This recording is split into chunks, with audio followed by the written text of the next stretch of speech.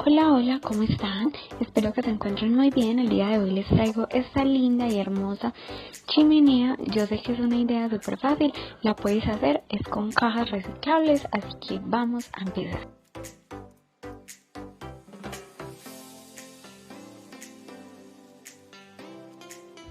Y bueno, acá lo que vamos a hacer es apegar nuestras cajas para que quede más estable nuestra chimenea. Entonces vamos a utilizar cinta, yo voy a utilizar esta gruesa, ya tú puedes utilizar la que te quede más fácil y así es como se va viendo. Para forrar las cajas voy a utilizar este papel blanco que te estoy mostrando acá. Si tú quieres puedes pintar las cajas, yo en este caso voy a utilizar este papel, puedes utilizar cartulina, lo que tú tengas a la mano.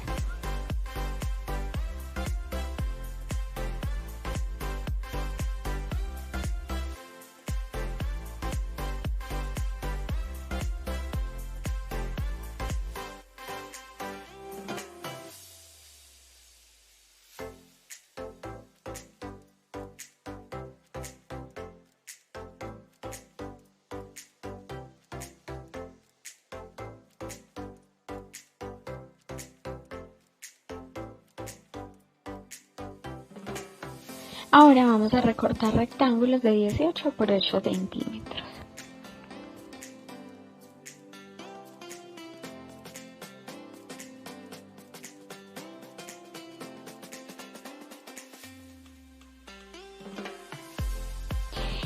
El siguiente paso es pegar todos los rectángulos así intercalados, como puedes ver, dejando un espacio aproximadamente de 1,5 centímetros.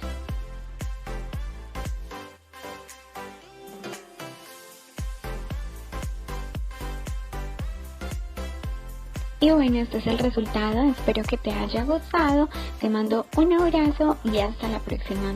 ¡Chao!